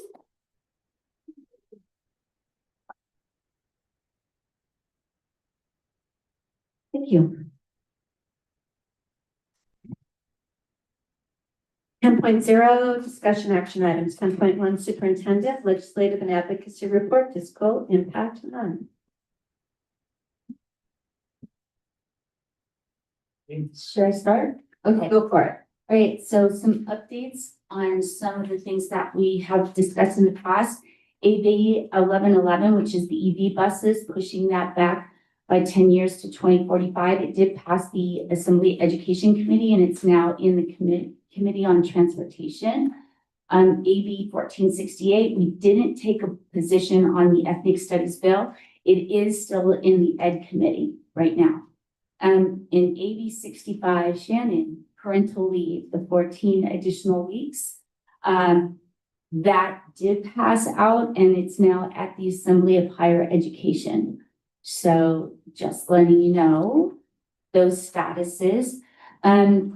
Stand-ups did also vote to support AB 1111, the EV buses. So that's kind of cool. A couple of things. I know we're voting on, we're going to be talking about AB 887, the computer science. Interesting, there were 2 more, we discussed at CSBA Ledge Committee, 2 bills introduced, SB 531, which would amend, expand, or existing curriculum requirements. And SB 531, it would be in the adding mental health education as a course of study. And then SB 584 would be adding civic engagement course. And it's interesting because there's a process to go through to introduce new curriculum or add a course or a graduation requirement. And it's about the process, which is that everything is supposed to start with the Instructional Quality Commission. And then they develop the curriculum frameworks, and then they work with the State Board of Education to make recommendations. And then as State Board, they adopt the curriculum frameworks. And the frameworks are established they establish the criteria for the instructional materials to use, and then it goes through a whole textbook adoption, approval, what materials are to be approved.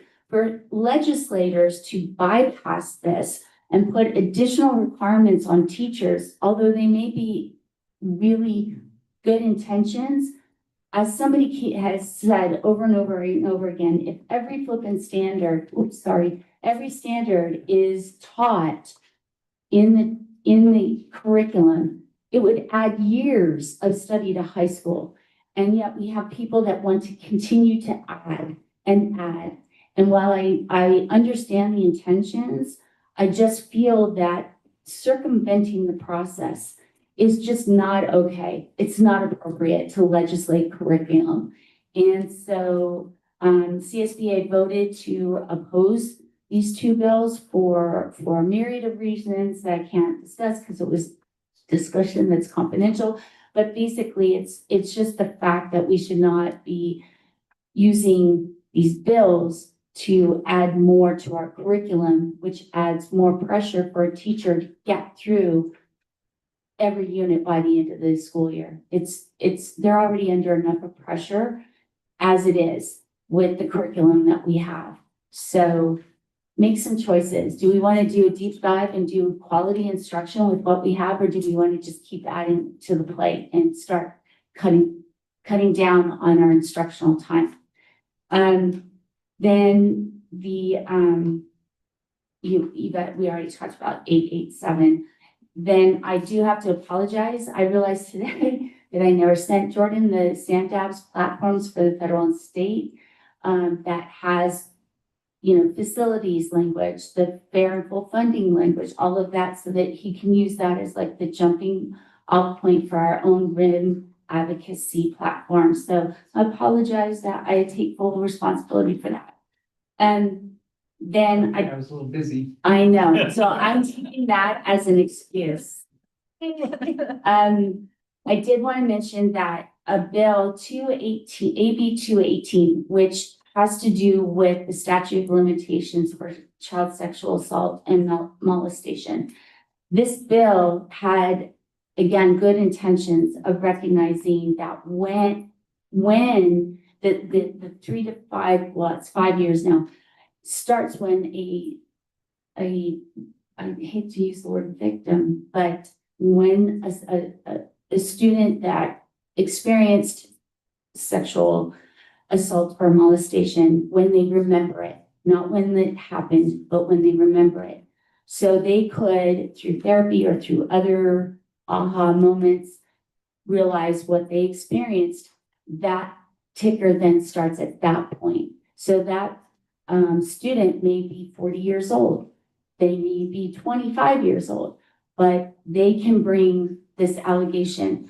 And while that is noble, and we recognize that students need to have that voice, so to speak, even after they may have left a school district, the ramifications you are seeing lawsuits. Some districts have hundreds, some have tens, like 50, 60 lawsuits. And what is happening is that some of these cases go back to like the 1970s, the 1980s. The insurance company isn't even around anymore, or they're not the insurance company of the school district. The people involved at that time aren't even in that school district anymore. Maybe they passed away, maybe they left the state, they've left the district. So you can't, and then there's the records. Where are the records? Because it's almost impossible to properly go through an investigation from that long ago. And the district is at a disadvantage. And I'm not saying that the student of the child of sexual assault or molestation is wrong to bring it. I totally support that. But the unintended consequences of this bill can drive a district into bankruptcy. And so there's a bill that's been introduced, SB 832, by Senator Allen, that would make some course corrections to AB 218 that would help mitigate some of the unintended consequences. And he is going to come under a lot of attack because it makes it seem like if you support this bill in any way or wrote this bill in any way, that you are not a victim advocate. That's not true. All it is trying to find a balance that doesn't drive a school district into insolvency. So just, if you guys want to read it, I'll send you some information. It's Senate Bill 832. And it just helps because it's become scary.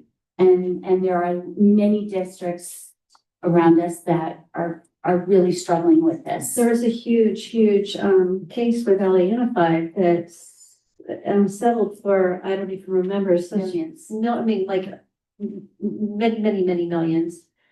And the unintended consequences, that money Comes out of the general fund. And that ends Love up it. impacting today's students, so there's no good solution, but for a district like ours, not to say that there might be anything that might come back or anything like that, but it would become so incredibly damaging to what we're trying to accomplish today, not to take away from the trauma that had happened or is happening, you know, that for an individual, but it's terrifying to think that we're so vulnerable. And you have it exactly correct. That we don't want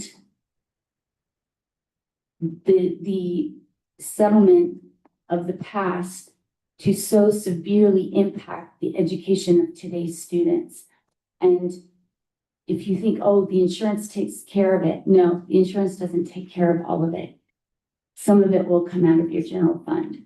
And when you're talking that settlements of millions and millions of dollars, it can have a devastating impact on a district and its students.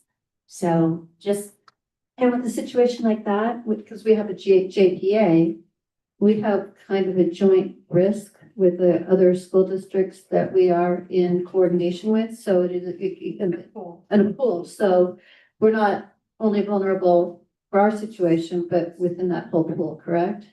Correct, and then excess insurance were billed separately. Yeah. There's different layers of how we're covered for insurance. We have self-insurance to a point with the pool's insurance, and then in excess. We're individually covered in the excess insurance realm as well, because we've had to go back to 86 and pay, you know, assessments to keep the reserves and the excess insurance for the state, you know, with enough reserves for these cases.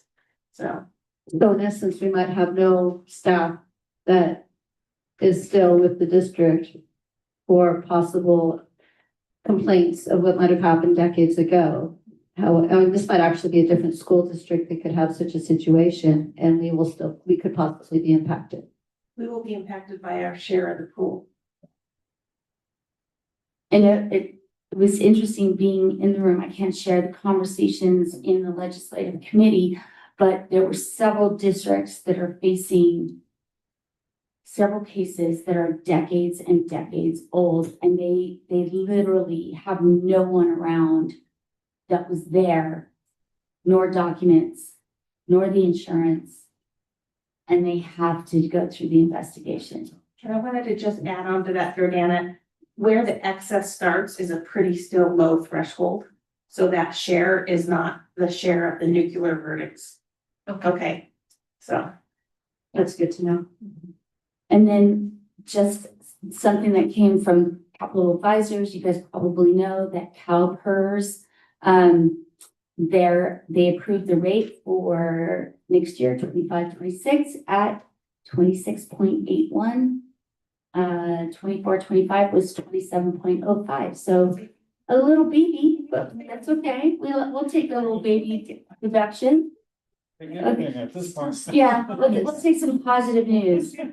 And with the positive news, I know there's a lot of uncertainty with the Department of Education and what is going on. What we've talked about in Sandals is what's really important is protecting the funding streams. Title I, Title II, Title III, special education. Protecting the funding streams is really the point of the conversation. The politics surrounding the gutting and dismantling of the Department of Education is a separate topic. But for us, we want to make sure that our funding streams are protected. So I'm going to coast. It's really cool that over 300 school board members and superintendents are going to go. We leave April 26th. We will have meetings with different secretaries from different departments. We'll see about the Department of Education. We also will be meeting with our congressmen, and we will have that discussion about protecting, please support and protect our funding streams. We do have talking points, and I'm going to forward this all to you, including the briefs that I just received yesterday. The talking points about our federal funding, which is protecting special education. And in fact, there's a bill, HR 2598, that would incrementally increase over the next 2 years, up to 40% of our special education costs would be, So we're encouraging support of that bill. And then also just protecting our funding streams. Another ask is going to be the impact of technology. We want more support for school cyber security. We want it prioritized, and we want to increase federal funding because schools are becoming more and more targeted. And then, of course, the connectivity, making sure that kids in rural districts have the ability to log on to and have Wi-Fi and be able to, take their Chromebook home and do their homework or do their lessons. And then another ask, secure rural schools, which we're going to be talking about more. Congressman Jay Albernalty is co-author of that bill and supports this bill and is trying to get it worked through and passed. And then the last talking point has to do with teacher workforce issues. That we establish and expand the teacher in school credentialing programs, that we continue those mentoring programs. There is Title II that supports teacher professional development and is encouraging people to go into the teaching profession. So we want to make sure that funding source is protected, and that we expand and establish teacher residency programs, which is an interesting concept. So I'll send all of this to you, including the briefings on it, so that you have the same information that I have going to coast. There's 50 of us from our district, not our district, but District 16, San Bernardino going, and not all of us can fit in Jay Albernalty's office. So I'm excited that the meeting with Congressman Albernalty happens April 29th at 3:00. So I'm excited about that discussion, hoping. So anyways, do you guys have questions? And then some of the talking points, especially for you, Jordan, hopefully you can get some good language out of the coast to coast stuff as well. Thank you. I do want to ask Dr. Semiano possibly to talk about federal funding for the 25-26 school year versus the 26-27 school year. As Trustee Gardner said, there's a lot of uncertainty with funding, federal funding, right? And so the state of California has responded to the request to comply with some of the federal interpretation of Title VI protections. So we're waiting. There are 23 other states who filed a lawsuit indicating that's not the correct interpretation. We're following the law. We will let it play out in courts, but there's still uncertainty, and also the impact of that uncertainty of federal funding also affects state funding. And so, trying to determine the May revise, what that's going to look like. Will the governor pull back on some of the funding for education for that uncertainty in the federal programs such as Medi-Cal, some of those programs, and also some of the impact in our economy right now with tariffs is also a concern for the state. So we'll see how that all plays out in the May revise. And then due to all that, even if we protect funding sources in the next year's budget, what money will be allocated to Title I? Because in the last couple of years, in the budget, there's been proposals to cut Title I. One year they wanted to cut by 80%, another time roll back funding to 2011 levels. That's huge. That's a huge aim. And then special education, it would be great to get some more money, but at least get COLA, if nothing else, instead of just flat funding from the previous year, because that becomes really a cut when adjusted for inflation. So those are things to look at. as well to see how it impacts our budgets. I think everybody is a little bit worried.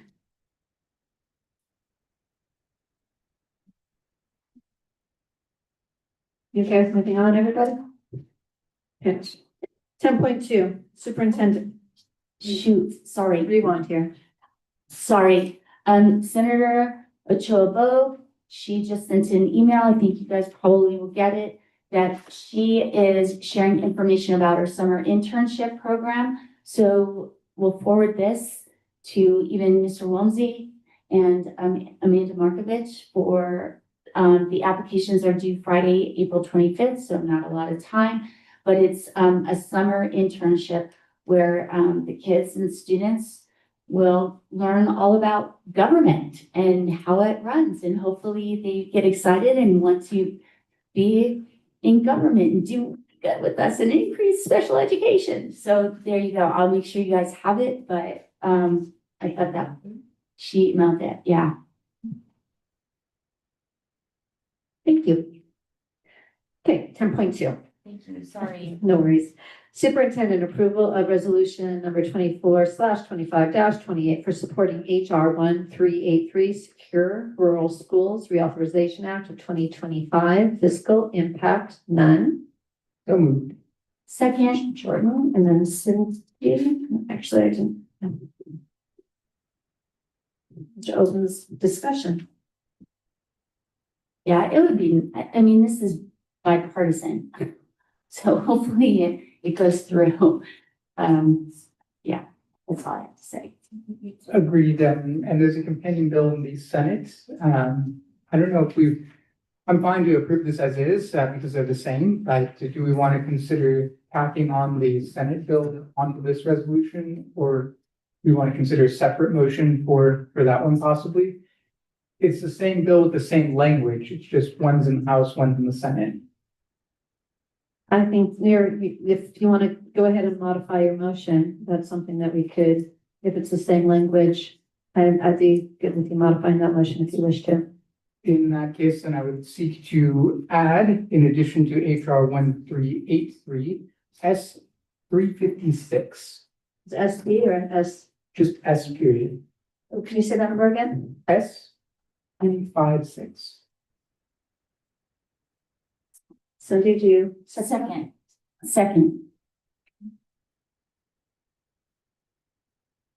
And we've discussed this previously. Is there any desire for any further discussion? Then I'm going to go ahead and call for the vote as amended. All in favor? Aye. Aye. All opposed? The motion passes unanimously. 10.3, superintendent approval of resolution number 24/25-30 in opposition to Assembly Bill 887 mandated computer science course requirements for high school. Fiscal impact, none. So moved. Cindy Seconded. and Jordan. Discussion? I think I've talked this to death. Just saying. But this was previously discussed, yes? Yes, yeah, I'm just emphasizing that it's not opposition to teaching computer science, it's opposition to everything that Cindy spoke to. Having it as an additional graduation requirement, we do have computer science classes available for students to take. It's more congesting a master schedule and putting additional requirements on needlessly on our school district. And local control can add these classes or this curriculum. We can decide at the local level.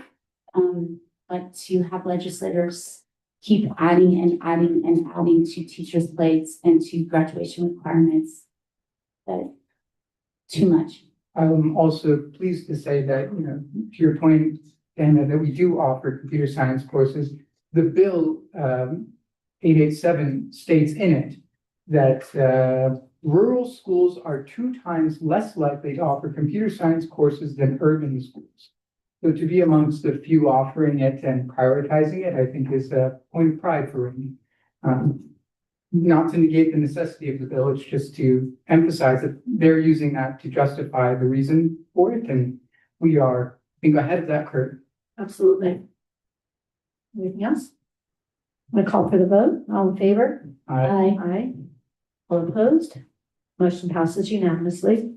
10.4 Educational Services, approval of the memorandum of understanding MOU, agreement number 24/25-1086 between Rim of the World Unified School District and San Bernardino County Superintendent of Schools, Regional Occupation Program from July 1st, 2024 through December 31st, 2026, with regards to participation in the California Career Technical Education Incentive Grant, CTIG, CTEIG program. Round 10, this will impact $155,589.00.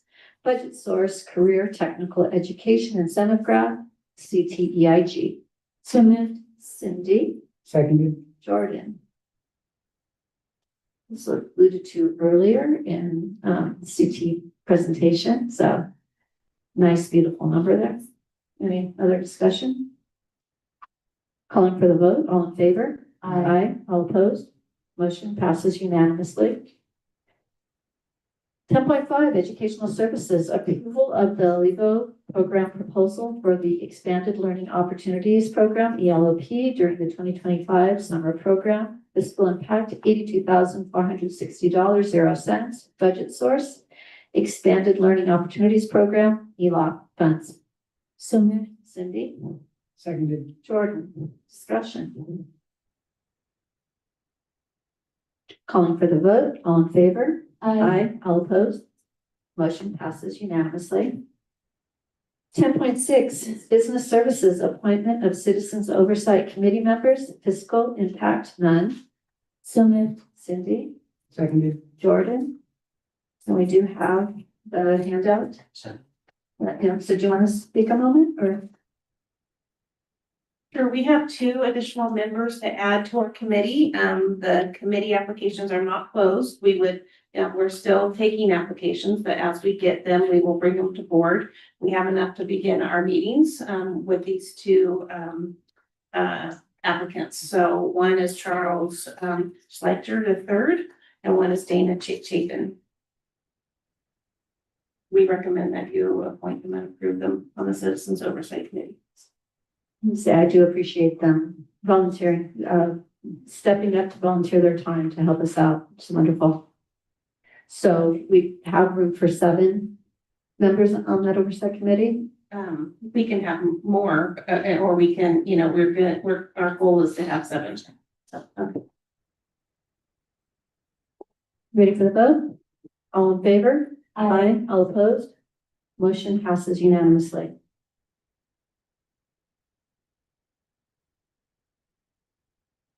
10.7 Business Services, approval to adopt resolution number 24/25-27 to apply for and secure grant funding through South Coast Air Quality Management District's Lower Emission School Bus Program, PA 2025-02.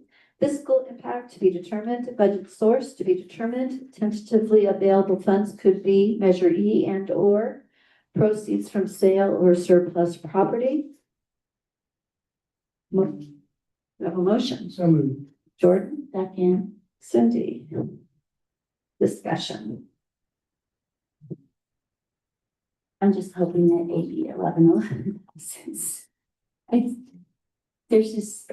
I was a little concerned with that if it is the compromise was rural and small. Not rural is what a note that came out this week. So we are going to see about, how that bill ends up passing. So to be exempt from this, we do need to get in line for money if No, we do I have agree. to purchase the EV. But right now, of course, we wouldn't be able to operate them on the infrastructure or we'd have to, we've already talked about that. Yeah. Or the fact, where do we put the buses? Yeah. That was interesting conversation in Sandabs. I was like, our bus yard is only so big. And so getting these additional buses as we transition, like we're on a mountain, flat space. We don't have a lot of it. Where are we gonna put them?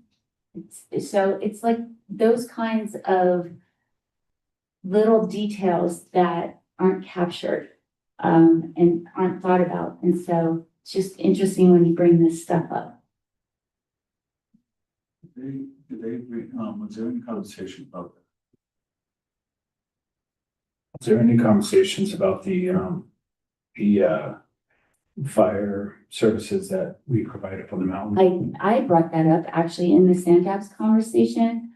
And it is within the bill that, you know, you do have to work with your fire department to see if they have the capability of putting out an EV fire.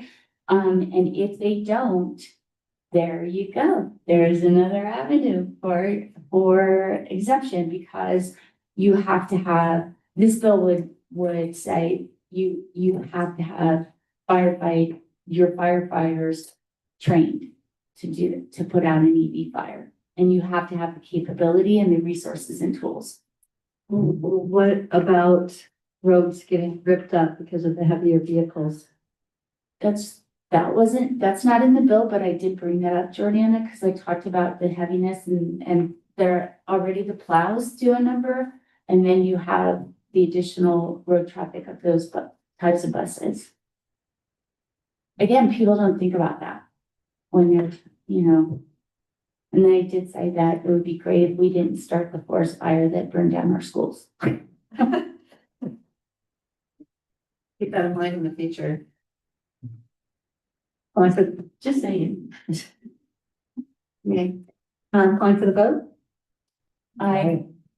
Oh, that was, all in favor, now all opposed. Motion passes unanimously. 10.8 Business Services Approval of Resolution Number 24/25-20. Investment of funds for the purpose of pre-funding other post-employment benefit obligations. Fiscal impact to be determined. So moved. Jordan, second. Cindy, discussion. This is a long time soapbox of mine. I'm glad you get on one tonight. Oh, Yeah, you.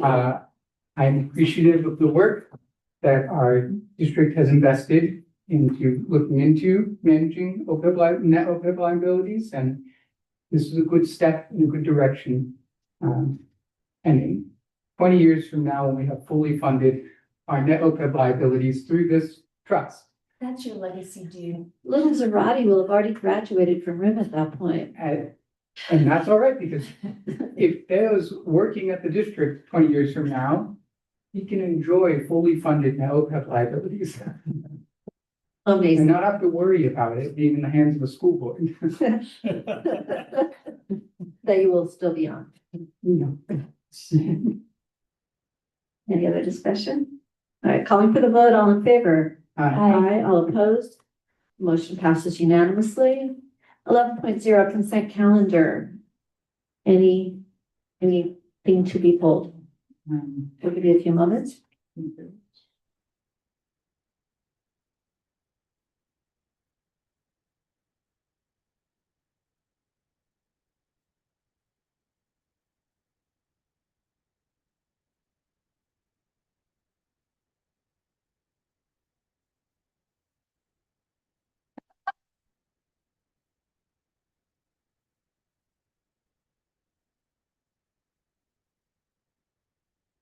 You're good to go. You're good? Okay. Then, can I have a motion on 11.1, 11.2, 11.3, 11.4, 11.5, 11.6, 11.7, 11.8, 11.9, 11.10, 11.11, 11.12, 11.13, 11.14, 11.15, 11.16, 11.17, 11.18, 11.19, 11.20, 11.21, 11.22, and 11.23. So moved. Cindy? Second. Jordan, any discussion? I'm calling for the vote. All in favor? Aye. All opposed? Motion passes unanimously.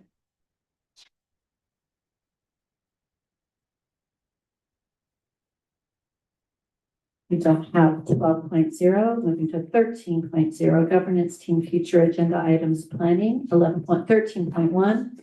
Time allotted for the Board of Trustees to request agenda items for future meetings. 14.0, future meeting dates, regular board meeting, regular board workshop. Okay, regular board workshop, May first, meeting May first, 2025, 4 o'clock PM, 24740 San Moritz Way, Crestline, California, 9322325. Regular board meeting, May 15th, 2025, 4 o'clock PM, closed session, 5:30 PM. Open, 5:30 PM open session, excuse me, let me repeat that. 4 o'clock PM closed session, 5:30 PM open session, 24740 San Moritz Way, Crestline, California, 92325. 15.0, we do not need to recess to close session, so 16.0 adjournment, 16.1 adjourn meeting. So moved. Cindy, Second. Jordan. The meeting is adjourned at 7:44